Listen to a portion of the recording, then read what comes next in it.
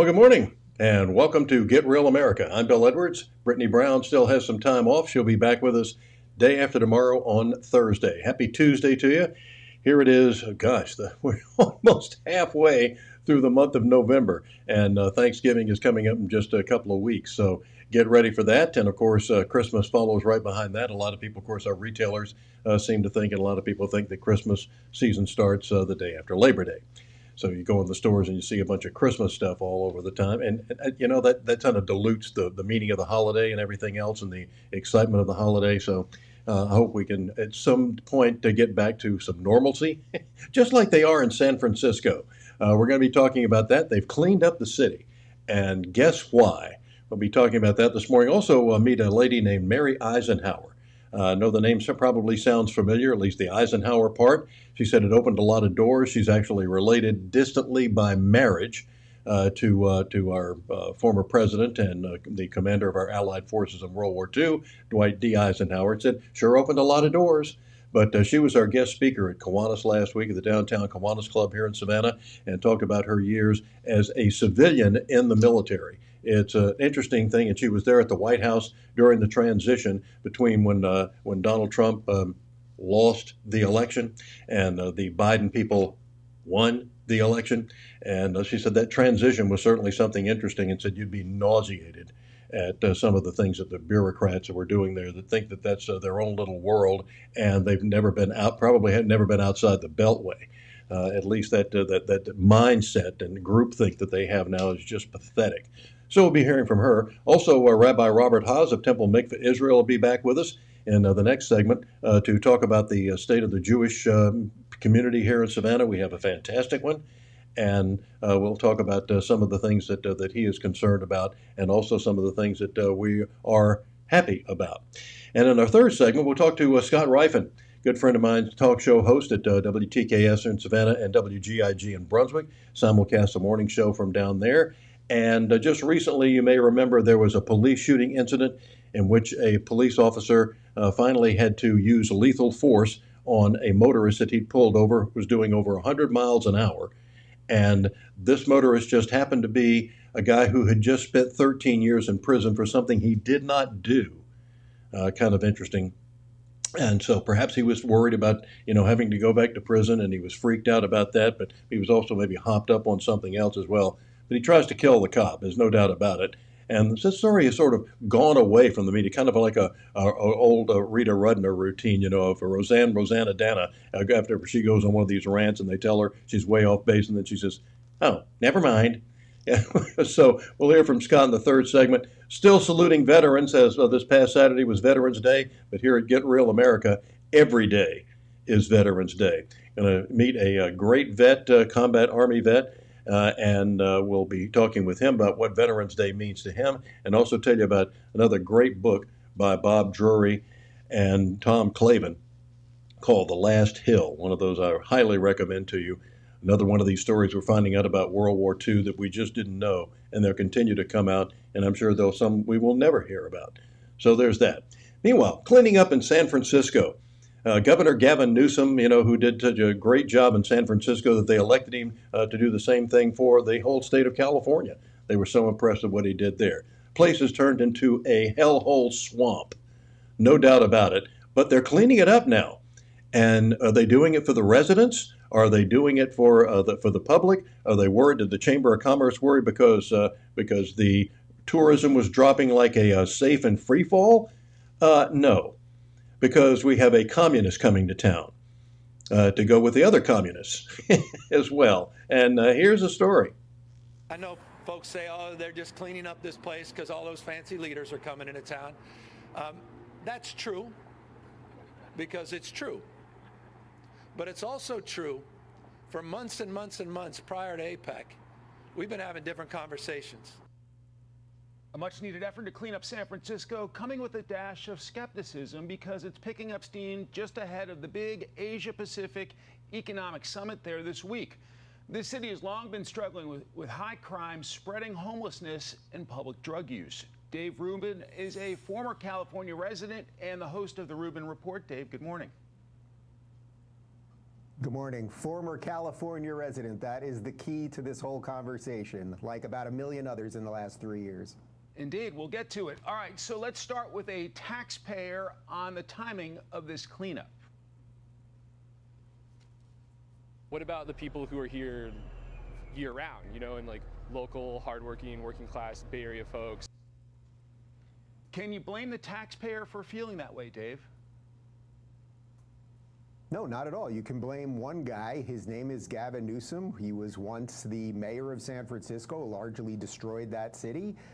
And now he's become the governor of California and largely destroyed that state. Anyone watching this, I mean, you guys on Fox are probably the only mainstream network that covers the urban decay that has happened in most of these Democrat-run cities. But people have seen, I mean, the drug use is completely out of control. It looks like a scene, San Francisco normally, until they just cleaned it up in the last 2 or 3 days, normally looks like a scene out of a zombie movie. It is not safe. As I said, about 1 million people have fled Cali. But if you just look at the people, the producers and the people who create companies and wealth out of Silicon Valley, which were largely based in San Francisco, live there, they virtually all fled. And everything that you're showing right there is what's happening in that city. As a matter of fact, last time I went there was a couple months ago to meet with Elon Musk over at Twitter, and I was standing in his office where he's pointing to me down, oh, that's where they get the drugs, that's where they buy the drugs, that's where they do the drugs and everything else. So everyone knows this could have been dealt with, but Gavin Newsom seems to care far more about the Chinese leadership than the people of San Francisco. There's also the crime issue. Robberies are up in San Francisco, 2360, up from 2064 a year ago, a 14.3% increase. But for this high-profile summit, police presence is up. So do city leaders tell the police to stand down after the dignitaries leave? Probably, although I would say, and I don't mean this in a cynical fashion, I mean, I'm fairly certain Gavin Newsom is getting ready to run for president one way or another when they decide to push Joe Biden out. So it would behoove him to have a clean San Francisco and a clean California as a whole. So maybe he will stick with this thing. But the question is, where are these people right now? There were thousands, literally thousands and thousands of them, ill, mentally ill, literally bloody. I mean, the entire thing, everything you can think of and some things you can't think of. Where are these people right now? What did they do with them? That's the question that everyone should be asking Gavin Newsom. And we will see some protests, of course, protests of corporate profits, environmental abuses, and the Israel-Hamas war. Dave Rubin, we have to leave it there. Thanks so much for your time today. Unbelievable. Did you notice that they were picking up all the, and by the way, all that trash that you saw, all those syringes and everything, you helped pay for that. You're welcome. And notice they were picking it up with robots. That's how bad it has gotten in what was one of the most beautiful cities on the planet about 20 years ago. And I've been to San Francisco on several occasions and always enjoyed the trip. The last time was about 8 years ago, and it was getting pretty ratty then. They were still running the streetcars at that time, and it was still a nice place to go, but you could start seeing all the vagrants and all the others that were on the street there. Corporate profits, to these cretins who have never darkened the door of an economics class, because apparently we don't teach that anymore, corporations have to make a profit. And as for environmental issues, those people are the environmental issues. By defecating on the streets and all of that raw sewage that goes out into the rivers and into the Pacific Ocean, where are you environmentalists on this? All the health problems that this is causing with the rat infestation and things of that nature, where is it? Where is your protest? You people are idiots. Meanwhile, last week at Kiwanis, and I enjoy you see Kiwanis ads that we run here all the time, and it is a fantastic public service and organization.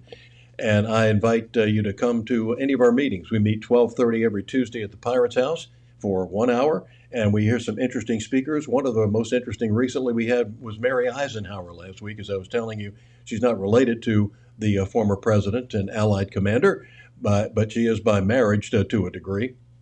Very distantly, but she said has opened a lot of doors. But she said she wanted to serve in the military, but she didn't necessarily want to be in uniform. So for over 20 years, she served us well. And she talked about her service and some of the things that she discovered and where she went and what she did for us on our dime in the last 20 years. Hi, I'm Mary Eisenhower, retired Department of Defense worker. How did you get involved in the Department of Defense? Well, so my dad was in the Air Force and we lived a lot of places, but I always admired, I mean, I love supporting the military. But when I went to college, I thought, I want that kind of lifestyle, but I want it on my own terms. So I want to be a civilian supporting the military. And I was lucky enough that they recruited on my campus and I got into a management training program and then, yeah, moved across the country. Actually, I started in logistics and then moved my way into finance for the most part because I'm a finance person, but I know it's a little long. But logistics is having the right thing at the right place at the right time. Sure. And, that's important. And I was also involved in a lot of acquisition programs, which everybody needs to understand money if you're buying big things for the government. And you got a lot of experience, including working at the White House. Yes, I did. 1 year at the White House. And how was that? It was interesting. I was there during an administration change, and I came to the DC area kind of late in my career. I wish I'd had that experience earlier in my career because it would have really helped me understand how things run in the government. But it was interesting seeing things close up, how fast decisions can be made, how sometimes they're made not having all the facts or by people who've maybe only been in that location all their life. So, yeah, I saw some good and some bad. I think people worry about that because they call the rest of us flyover country or something like that, and they've been in a place for so long. I mean, you mentioned that in your speech today, Right. that they have no perspective. Our news media is kind of like that too, with a headquartered in New York and Chicago and Los Angeles. They don't know anything about the rest of the country. Well, and I have something to share on that note, actually. So I was in the White House during COVID, and when the policies were being pushed out to the other federal agencies, I would gather a lot of this data and compile it. And of course, the people in the East, mainly DC, New York, they got the word. So they got to take advantage of a lot of the programs, the money, the grants, whereas those flyover states, they didn't have the same kind of information, so they weren't getting whether it's, the vaccines or the grants or those kind of things. And I really saw a disparity there in the way that we treat our country, even though, everyone's paying taxes and should get treated equally, but the middle kind of gets forgotten. And I saw it in the numbers. It was amazing. And you saw the kind of the self-serving of the people that were coming in that were already writing their own salaries and or giving themselves I raises. saw that, and as I mentioned, I mean that could happen in any administration, but as a public servant, which I truly felt I was, I didn't feel it was my job to be giving myself raises, or if I felt like I wasn't making enough, maybe I should be somewhere else at the time, because you are there to serve the people, and the salaries certainly are higher on the outside if that's where you want to be. But I don't think that's why most people go into government service. Tell me about Africa, because you were in Djibouti and other places, and we're still there, heavily involved, and so how do you square with what you were there then and what we have now? Yeah, so I think you have to be a very special person to appreciate Africa, and there are people that are passionate about it, and they understand it, and they understand the politics and the regimes and the leaders. I only really had good experience in two of the areas which were next to each other, Djibouti and Ethiopia. And, I'm very, it's a rough situation. They have an exploding population. They're definitely going to have some food problems, food insecurity issues. They have job problems. I think, when you see a lot of unemployed people during the day, that's not necessarily a good thing because they get fed into group gangs and things like that where they're educating each other. So I didn't like seeing that, but at the same time, the people who were working and the people that were starting businesses were very impressive and entrepreneurial and really taking care of their families and their communities. So sometimes they just need the right sponsorship to keep that going and the right protection, because I mentioned some of the successful businesses would actually get sabotaged by neighbors, by families out of jealousy, whereas you need these businesses to help feed and help your community to grow and thrive. And you said the women were a lot more successful, usually better entrepreneurs than the men. They were, and that's because of the big drug problem they have there. And I'm sure there are women that are taking these drugs too, But from what we could see, it was predominantly the men, and mainly young men, like 18 to 30, just hanging out in the streets, stoned, chewing this stuff. And we have some of that in our country too, but it's not a good A thing. lot. It's not a good thing. Yeah, I don't like to see it here either. Yeah, for sure. Now, what about, we hear about the Chinese creep that's going on over there. They're taking over a lot of places. They're taking over a lot. And I know years ago, China actually has a declining population now. At one point, I thought that they were maybe taking over for more area to expand, but my belief is that they're probably exploiting a lot of the country, a lot of the mineral rights. They're looking at the growth and the money that they can make out of it. I mentioned how when they come over and they build something, they use their own workers rather than employing local workers, whereas our government, when we go to a foreign country, we employ so many of the locals there because they want the jobs too, and it's a goodwill gesture on our part. So the Chinese definitely are not doing that. And they report, you hear that they're exploiting things like the cobalt, and got slave labor doing that to get that stuff for the batteries for our coal burners. I'm sorry, our electric cars. I've heard about that, yeah. So how do you think things are going now? I've never been a big fan of the State Department, but how do you think with this administration, it looks like that they don't they're not concerned about America as the rest of us are, with all these foreign people coming across the border. Although Mayorkas tells us there's no border problem at all. Yeah, I personally think there is a border problem. That's probably going to blow up sooner rather than later. State Department and military have always kind of had a contentious relationship on the way that they view things. I also think, and I'm coming from the military, so I really respect what I hear from the military and the education and the Air War colleges and the Air Command Staff colleges and the National Defense Universities and things that they do. A lot of times State Department people don't have as much length in a job, or they may not, and this is not across the board, but if they really had that experience and training and that focus in that one area, maybe they wouldn't make the mistakes, or they'd understand the country a little bit better.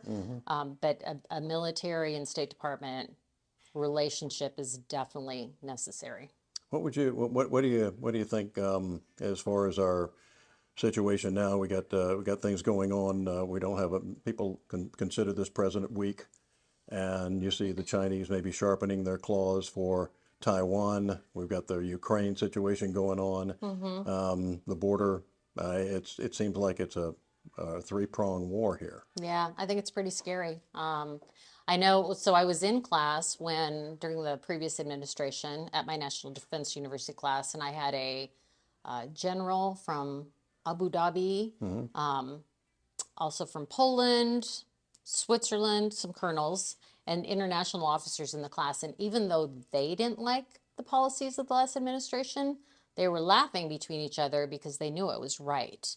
Like when we stopped giving NATO so much money, or stopped giving NATO until the NATO countries pony up their share. Germany, for example, which is a very rich country. Voter might have. We can't, I don't agree in buying our way to popularity, because you'll definitely get taken advantage of. And it is seen as a sign of weakness. So sometimes you got to be the tough guy to be respected. Yeah, isn't that the truth? So how do you look at this thing going forward now? To some of your colleagues that you stay in touch with, where do we stand? I've got some amazing colleagues, but you still are appointed by the commander-in-chief, and leadership comes from the top. A lot of people get disheartened. I don't know. I know there's a lot of good people out there, but it takes quite a few. So I wish I had a crystal ball and knew the answer. But I'm not real encouraged right now with what I'm seeing. I'm a little afraid. Right. Thank you for your presentation today. We're glad you're here, and thanks once again for your time. Thank you. Thank you, Nancy. The year was 1862. America was in the depths of the Civil War. Here we were. just to let you know, breaking news that some of the people would have. That is Mary Eisenhower. And Steve wanted to know if she was still with the Department of Defense. No, she has retired now. But thank you for her service to our country. And come join us at Kiwanis. We meet today, 12:30 at the Pirates House. Love to have you. Meanwhile, coming up next, a warning from Benjamin Netanyahu about terrorism from Hamas coming here. And what's the state of the Israeli situation as well as the Jewish community here in Savannah? We'll talk with Rabbi Robert Haas right after this. Stick around. Stay real. Greetings. I'm Brittany Brown. I'm Bill Edwards. We're the co-hosts of Get Real America. We're the CEO and the president of something we call the Local Spin, and there's a reason we call it the Local Spin.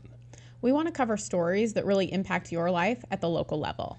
Don't have a local business? No problem. If you know people that have a local business, make sure you reach out to them and let them know that they should advertise on our show. Our rates are extremely reasonable, a lot better than you find in most of the media in this town, and you will get results. I promise. You will be investing in something that's important. If you don't have the ability to donate, make sure you like our page and share it with your friends. Have you always wanted to own a local media company? Well, now's your opportunity. Here we are. Make sure you become an investor today. Make sure that you go to thelocalspin.com/GRA and donate there. We want to provide an evening and morning news to you in a way that you've never seen before, but we need your help. Yeah, this is something that what NPR said that they were supposed to be.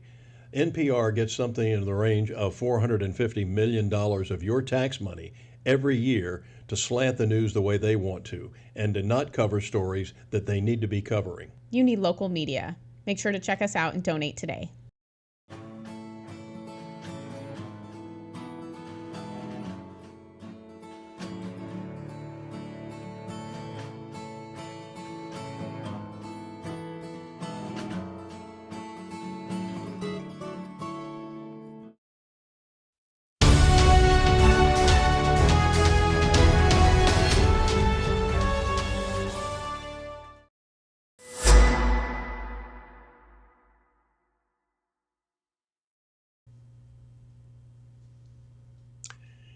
All right. Well, coming up next, as we were mentioning, one of the things that we've been getting a warning from Israeli Prime Minister Benjamin Netanyahu that we could be next if the inter-Israeli Defense Forces don't decimate Hamas.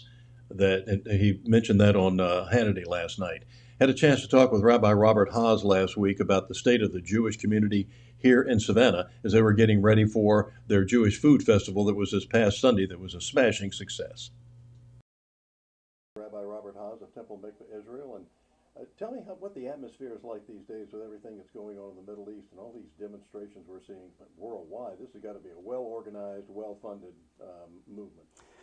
Well, again, it's a little nerve-wracking. I mean, we've had these issues before, so it's nothing new, but I think the numbers and the media attention is well organized. I think some aspects of it are, and I think others are just ad hoc, that people see things and they think they're doing the right thing. I think most of the people doing it are very ignorant of what's going on.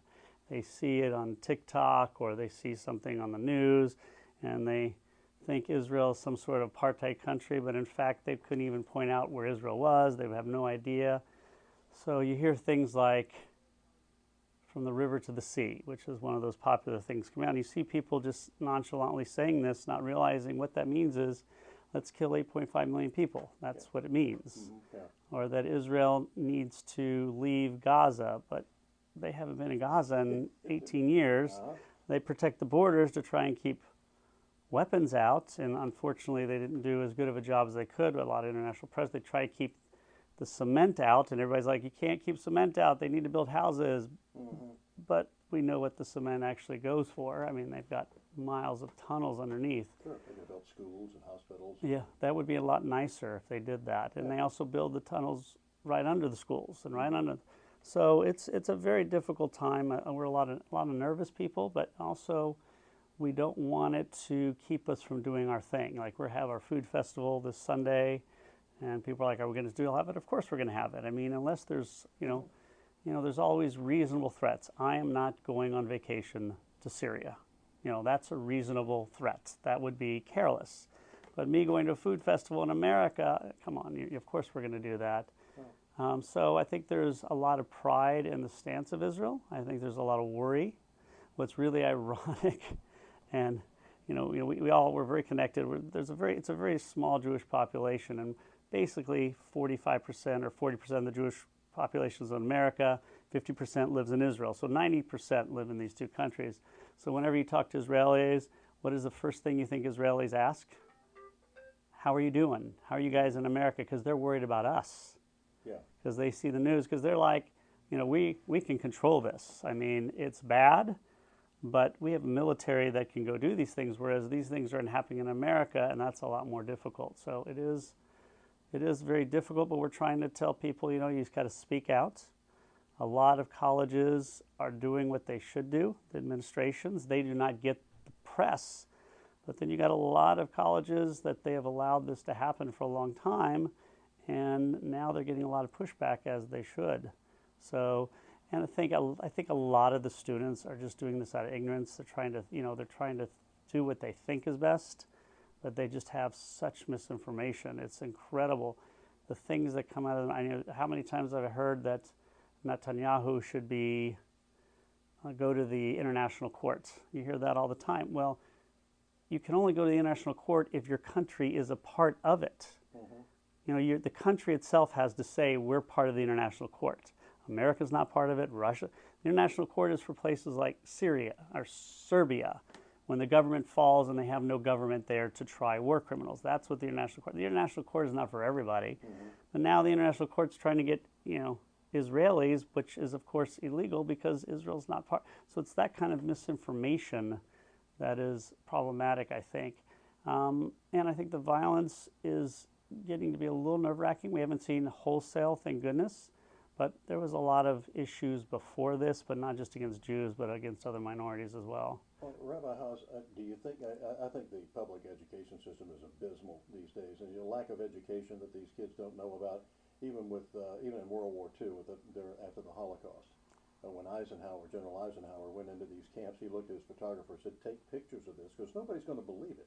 Yeah, Eisenhower was really forethinking in that. He kind of predicted that people would say this didn't happen. But I think you're right. I think teaching about the Holocaust, teaching about World War II, you know, the public schools and private schools, I mean, there's some really good ones out there and there's some weak ones. I think the universities are where we're really seeing some issues these days, because these are very educated people, both as administrators, as professors, and as students. And so if they're getting the misinformation, and you're going to a university, respected one, and I don't want to name them because some of them are doing the right things and they get bad, you know, they get bad press. You know, the other day I think, what's the coffee company that's so popular? Starbucks. Starbucks, you know. Everybody's protesting them. The Starbucks employees are anti-Israel. Well, it turned out it was like one employee who illegally used a website. And Starbucks is like, no, we don't care. This is not us. This is like, he's not even supposed to. So, you know, I don't want to say anything about individual schools because sometimes they get bad reputations when they don't deserve it. But a lot of them have been trading off this idea of free speech, which we all support. But hate speech is not free speech. And I think we all know the difference. You know, we had a very peaceful demonstration for the Palestinians here in Forsyth Park. That's great. They're peaceful. I feel really bad for the Palestinian people. They are in a really hard position. Their government uses them as shields, could care less, and has purposefully attacked Israel, knowing Israel will attack back and they will be killed. It's a terrible place to be. So a peaceful demonstration I can understand, but it's when you're inciting violence. I mean, when they had the demonstration here, the first thing they said, my wife went to it, was anti-Semitism against Jews is not allowed. We're here to support the Palestinians in their plight, which is understandable. Mm-hmm. But too much it's getting to be more like kill Jews, kill Israelis, and the fact that you want to hurt me because of something that's happening in a far-off land is very strange. Well, and of course, Lenin called these people useful idiots. Yeah. These were kids that were, you know, eating Tide Pods 5 years ago. You know what I mean? Yeah, but the thing is, hopefully they can learn. I mean, these are students, once hopefully they get older and they start to understand really what's going on, that the world is not so easy to understand, that this is a very complicated situation. Once they learn that if you see a people that blames everything on somebody else and will not blame themselves for anything, there's a problem. And this is the best example. Who criticizes Israel's government more than anybody else? Israel. Mm-hmm. Who criticizes our government more than anybody else? Us. I mean, yeah. And the biggest thing is, if you don't like our government, good luck, because in 4 years you'll get a new president, and in 8 you'll definitively get a new president. And if you don't like your senator or your congressperson, or you don't like your city officials, then gather together and vote them out. It's very simple. Where in this other world, you're not allowed to do this. If you speak up against your government, that's a death sentence. If you come out as saying you're gay, that's a death sentence. If women are not following very specifically the instructions given to them, that could be a death sentence. So if you don't see people speaking up against their own government, that's a place you don't want to live. As I say, you don't want to live in a country that doesn't have stand-up comedy.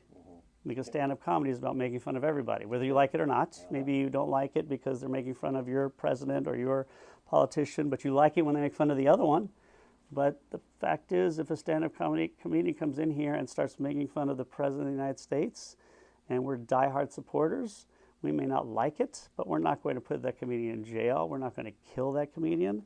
And that's a very big difference. And in that world, that is just not how it is. And it's a very difficult. I think when you see the LGBTQ community for Palestine, it was like the batteries in your irony meter are a little low. That's pretty funny. Did you invent that just now? Kind of. Okay, that's awesome. I'm going to use that. Your batteries in your... that is probably the most ironic of anything I've seen, because literally it is, I believe, required in that area to kill somebody if, I believe, and I could be wrong on this, that if you don't, you could be in trouble for not doing it. So if anybody is gay, I mean, whether you support it or not, whether I support anybody, I don't want everybody killed because I don't agree with them. Where in that world, it's a very different thing. They have a government who cares more about, I mean, the whole basis of Hamas is destroy Israel. That's all it is. It's not to form a government. It's not to run a country. So the Palestinian people, though, are the ones who are really going to bear the brunt of this, because for a long time Israel's been very restrained. I mean, they've been firing at Israel. Israel has been very, very specific on who they target. They will not shoot at them if they're standing in hospitals, and now all bets are off. I mean, after what they did, it's like, 9/11, or probably even more appropriate would be, because it would be Japan bombing Hawaii. I mean, did America say, well, we're going to be very specific and only hit certain people? And it's just impossible to do. So hopefully we can find a way to get the Palestinian people out of there and just get after Hamas. Well, fortunately, in World War II, the press was on our side. Yes, that is also. You got a press now that, like for example, when they accused you of hitting the hospital when it was their own rockets that misfired. Not only that, there were 2 news entities, when they found out, honestly came out and said, we made a mistake, we apologize, but all the rest didn't. So those 2 is like, we made a mistake, which is understandable. But all the rest, they barely even mentioned it at all. So that's still, and a lot of the world think Israel purposefully hit that hospital. Has your congregation expressed their worry and fear? We see these Jewish students around the country that are terrified of going to class in their colleges. Have we had any of our students here that are afraid to go to class in Georgia or wherever? Well, that's basically what that's the topic right now. It's all we talk about is trying to find a way. Now, it's not all universities. You got to remember, in some places it's not a big deal and they have no issues, but it is very worse. And again, some students get more, their people are different. Somebody writes graffiti and it doesn't bother me, but another student, it makes them very worried. There's one threat, it doesn't bother me, but another student, it does. And these students are 18, 19, 20. These are not, they're adults, but they have not had a lot of life experiences yet. So to have their first life experiences at college, it makes it very difficult. So we have had some slight incidents. Some students didn't even know about it. Some were very worried about it. And I know I was talking to a mom. She's like, my son didn't even tell me about it. He's like, it happened to him. And he was like, not to him specifically, but his group. And she said, I didn't even know about it. I had to call her and say, is he okay? She's like, what exactly happened? Well, Rabbi, I don't understand. I know some places they might, we would do this, I would think, in Savannah if we had an insurrection type thing and they started going after our monuments. But I'm just amazed that we don't have the rest of the country when they had the big demonstration in Washington, that they don't surround the monuments with armed guards and say you can come here and protest or whatever, but you're not going to desecrate this monument. Yeah, again, we're in America. It's a different world, thank goodness. I mean, we don't do everything perfectly, but when it comes to how we live our lives, it's very similar to how it is. Like, if you go to Israel, it feels like America. Yeah, oh, I was there. I mean, it's beautiful. It's older, obviously, but when you go to the countries next door, it's a very different mindset. And I don't know if it's better or worse for me. I like living here much better. But I think what you have to remember is Israel was not in Gaza. Israel was not doing the best to help Gaza a lot, obviously, because they shoot rockets at them. Israel really patrolled the borders. The idea was to keep weapons out. That was the main thing they're trying to do. Obviously, they did some great and some not so good. But when people say Israel's in Gaza, they need to leave, I mean, they're in Gaza now, but they weren't before. They have to remember when they left, I think it was 2005, 18 years ago, the UN said, we will go in and make sure Hamas doesn't do anything to attack you. And of course, that never happened. So Israel's been very patient. The world has watched as these rockets have been fired at Israel, and the world has said, well, Israel has Iron Dome, it's okay. But just think about what would happen if Canada, because we know how fierce they are, Canada attacked us, was shooting missiles at us. Would we say, oh, it's okay, we have Iron Dome, we're not going to do anything to them? No, we would go in and we would annihilate the opposition. And Israel has been, because of the world pressure, has been very hesitant to do anything beyond what they've been doing. But after the massacre, Israel cannot afford to be weak in this. And it's going to be unfortunate for the Palestinian people. And for the Israelis, I mean, all the soldiers going in there, I mean, they're 18, 19, they're well trained. They're like equivalent to our soldiers, but they're 18, 19, 20, 21-year-olds. So their whole lives are ahead of them, but they may not come out. Well, I think the worst thing is that Mossad is as good as it gets when it comes to sniffing out stuff. Right. How the hell did this happen? Yeah, that is a good question. Again, you're probably more informed than I, but it's like anything else. You can't be perfect for 50 years straight. I mean, we saw what happened on 9/11, you know. I mean, we have a great CIA. We have, you know, no country knew that was happening. So if you spend years and years on one attack, and you're very precise, and you spend your whole time on this and nothing else, you know, that's something. And Israel dropped the ball. I mean, there's no way about it. I mean, I don't know whose fault it is. You know, we dropped the ball on 9/11 too. We did too, and we dropped the ball big time when Japan bombed us. I mean, that was the biggest one of all. Of course. But Israel generally is very good about these things, and and it's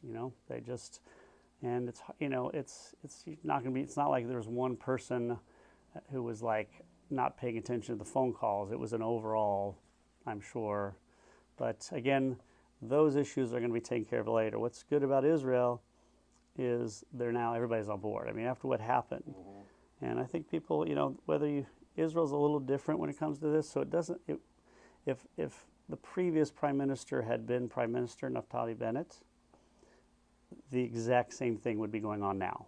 It would be no different. I mean, he would be prime minister, but Israel is now completely. They're all unified when it comes to these things. So you don't have people in Israel saying no. Don't hurt Hamas. I mean, there's people saying let's be careful as much as possible about the Palestinians and try and help them out as much as possible. But nobody is saying don't take out Hamas. It is just not, it's not. They live in a much more dangerous place than we do. So we have two oceans, Canada, which is, a first world country, and Mexico, which does not have any type of military compared to ours. So we don't have to worry about our borders at all. I mean, we worry about long-range missiles from Russia, but that's not the same as somebody crossing the border, and not to try and move in, but to try and destroy the country. So, yeah. Well, God love you. We appreciate it. We appreciate you. But the most important thing right now also to remember is even though this is going on, our food festival is going on Sunday. Yes. So everybody's welcome. And we're going to do it. And we've talked to the city. The city's been very good. The county's been good. The Sheriff's Department, everybody's very helpful in making sure that's going to be as safe as possible. And, we tell people, again, don't go on vacation to Syria. You know, there are reasonable things we should not be doing. But leaving our door to going to a festival in America is not one of them. I mean, that is just, if you can't go to a festival in America, then we have a lot more to worry about. Yeah. Well, I love Jewish food. So it's going to be delicious and 100% healthy. I mean, just forget anybody. You know, it's all the pastrami, the liver, everything is 100% healthy, and it'll add years to your life.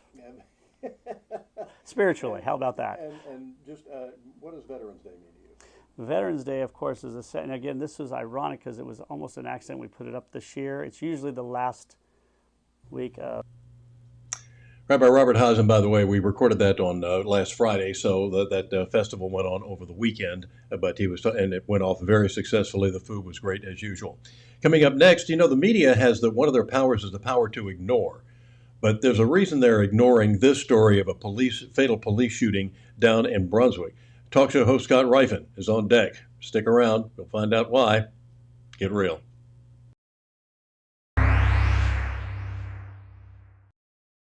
Serving the Savannah area with the power of the Shield since 1934. With personal insurance, employee benefits, and business insurance.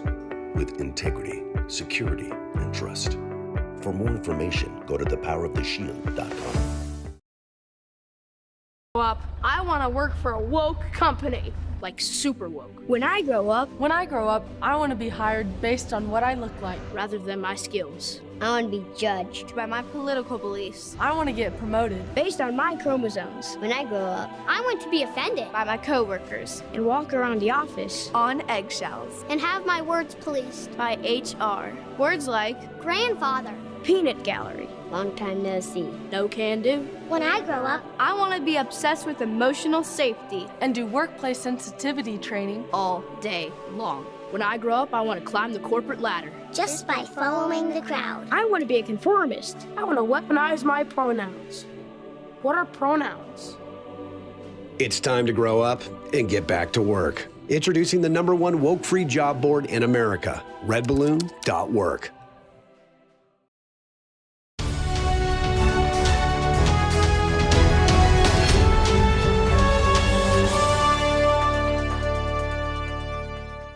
Welcome back to Get Real America. It's time to talk to my good buddy Scott Rifen, talk show host down at WGIG in Brunswick, WTKS here in Savannah.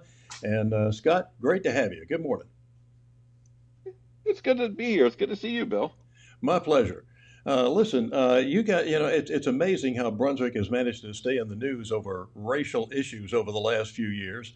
And something's happened that is a little sub rosa right now. It kind of blew up at first about a police shooting. Black man, I felt, your heart goes out. Here's a guy that was in prison for, 13 years for something that he didn't do.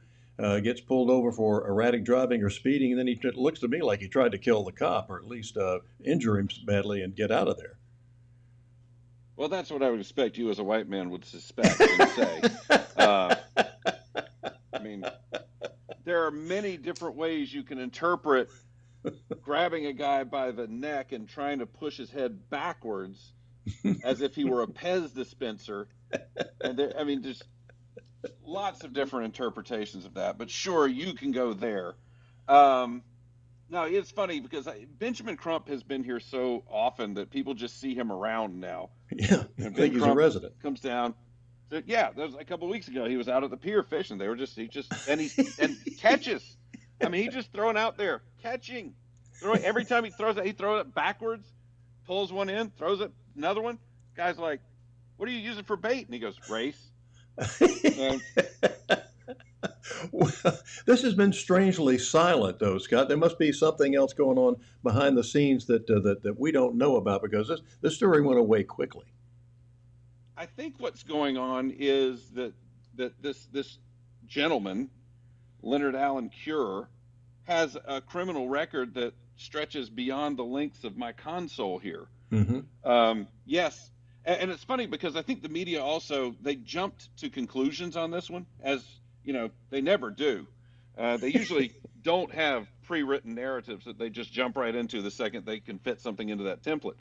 But in this case, sadly, they did. And of course, you saw the headlines, man killed, exonerated man killed by police, which of course makes it sound like, he was exonerated and the police killed him because he was exonerated, or, that he didn't do anything wrong and that's why he was killed. When the truth was, and the sheriff did something really smart down in Camden. I will tell you that the day this came out, somebody inside sent me a screenshot from the dash cam and said, "You tell me what you think."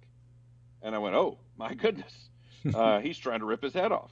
Which, yes, that is a greeting in some societies and cultures, but most that is usually an aggressive act. And I said, "Yeah, that's pretty bad." And the next day, and I was, they told me sit on it because this is not out there. And then of course the next day the sheriff put the whole thing out there. And it's very hard to make a case that this was a wrongful shooting when you've seen the entire video. I think that's a lot of why this hasn't gotten traction. Yeah, for real. Well, like you said, it didn't take long for Crump to get down there, ambulance chaser that he is, because he seems to show up at all of these things. Oh, yeah. Well, I mean, there's a buck to be made. Oh, yes, I can do that. So, yeah, he's got a keen sense of smell for these things. Is this going to go anywhere else? Have you heard any other rumblings that there might be something beyond this, that they're going to try to besmirch the video of some sort? I mean, I think anybody who wants to make something out of something this day and age, unfortunately, can. I think they will try, but the problem is that the video it's very hard to refute the video evidence. And I knew that this was going to start fading when I started hearing the arguments. Well, he should have been nicer. The cop should have been more polite to him. This would never have happened if the cop had been nicer and sweeter and gentler. And it's true. In fact, I think most of the time when a guy passes you going 100 miles an hour, which is what Cure did, and was weaving in and out of traffic, I think the first thing you should do is probably give him a box of chocolates. Yeah. Maybe some roses. Yeah. You never know what you're going to get with a box of chocolates. But nevertheless, exactly right. Yeah, I just wonder when you can understand maybe a mindset that this guy has been in prison 13 years for something he didn't do, and all of a sudden he's worried that he's going to go back to jail, so he's trying to get away from the situation and just escalate it from there. But we often focus in this story on the crime that he didn't commit, and we tend to ignore the legion of crimes he actually did commit. That maybe led people to think maybe he committed that one. The guy was a serial criminal before his wrongful accusation. In other words, his accusation wasn't terribly outlandish. So he wasn't behaving out of character when all of this erupted. It wasn't like he was some kind, retiring shy little flower who just happened to be plucked out of nowhere by the racist white regime and thrown into jail. It was a very, very different thing. The guy was a serial criminal. Yeah. So you're not expecting anything else, that this is going to just sort of go by the wayside? I mean, I think somebody will try to make something out of it. I'm sure that he'll become, when you make a list, they always make the list of say his name and say his name and say his name. And they'll put his name because people won't check it out.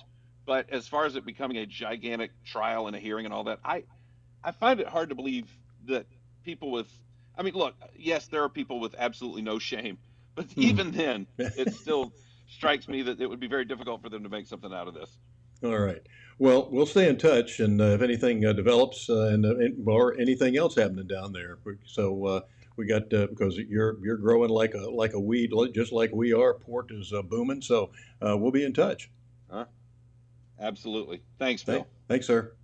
God bless. And we'll be right back with a salute to veterans once again, and I have a recommendation on a great book for you. That's coming up next. Stay real.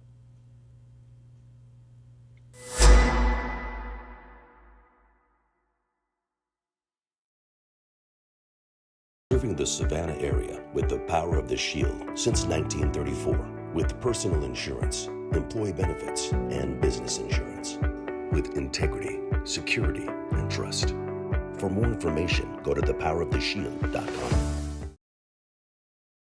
Who is a kid? Well, that's a kid.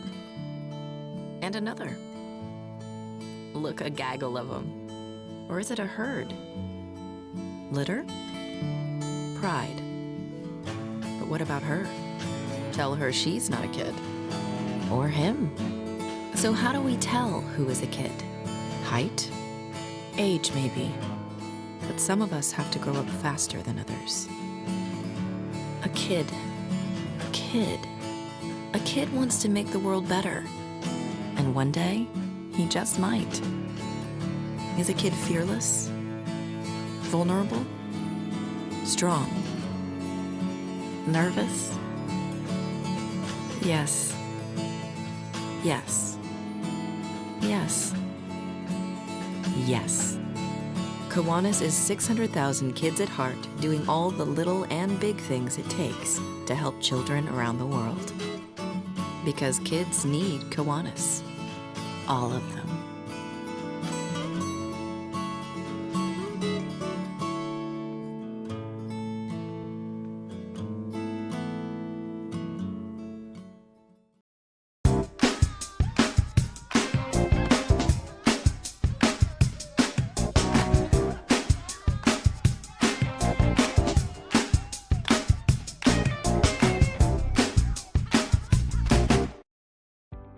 When you're looking to buy a business or sell a business, the experts at Best Business Brokers have you covered. Whether you're ready to cash in on your years of hard work or you're taking that first step in buying a business of your own, they're here to guide you through the process and make sure you get the best outcome possible. By having Best Business Brokers assist you when you buy a business or sell a business, they handle the legwork of the intricate process. This ensures a smooth transition of ownership, allowing you to get to work immediately or receive payment for your business as soon as possible. With base operations in Savannah and Charleston, they service all of Georgia and South Carolina. If you're considering starting a business here, the mild winters and 5-tiered economic areas make these the perfect places to do so. If you're ready to buy a business or sell a business, then you're ready to contact Best Business Brokers.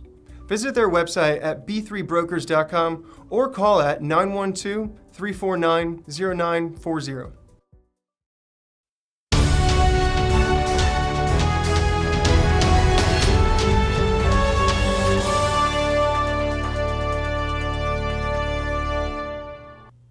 Welcome back to Get Real America. I'm Bill Edwards. Brittany will be back on Thursday.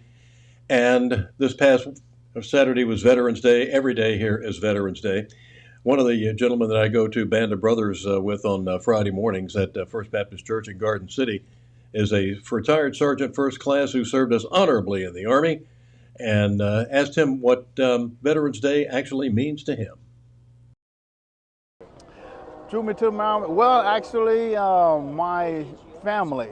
I wanted to support my family, and I was getting into situations where jobs was not really supporting me, so I decided to go into the military. What'd you do? I started out as a track field mechanic, and then I went from that to ordnance. I worked when I became a non-commissioned officer, I started working with infantry. I started working with chemical. Before I retired, I was working with chemical unit. I used to work with them, ride with them, and I used to also be in support operations. Where all were you? I was Fort Hood, Texas, Fort Drum, New York, Fort Stewart, and Fort Carson, Colorado. I've been to Korea 3 years, 3 tours in Korea. 1 tour in Afghanistan, 1 tour in Iraq. I was in Kuwait for 16 months, and then I went to, what was the last one? What was that last one? Saw combat? Yes, I did. And each one of those, Afghanistan and Iraq, was combat. And you're out now. What are you doing now? Right now, I work with well, when I first came out, I worked with an organization that helped with homeless people, also homeless soldiers. We used to supply them with clothing and food and things like that. And as I progressed, I worked as I was working with the children. I worked at, I was manufacturing and maintenance on playgrounds and things like that at a local church, Isle of Hope Baptist Church. I was there. and now I do private security for a firm out of Richmond Hill. So I do security for events and things like that. I do armed and also unarmed, but mostly unarmed. What does Veterans Day mean to you, Sergeant?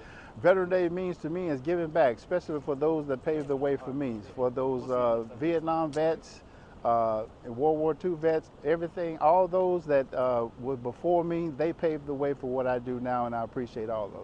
We appreciate you. Thank you for your service to our country, sir. You're welcome, sir. Thank you so much. That is Sergeant First Class, retired from the Army, Tommy Pirtle.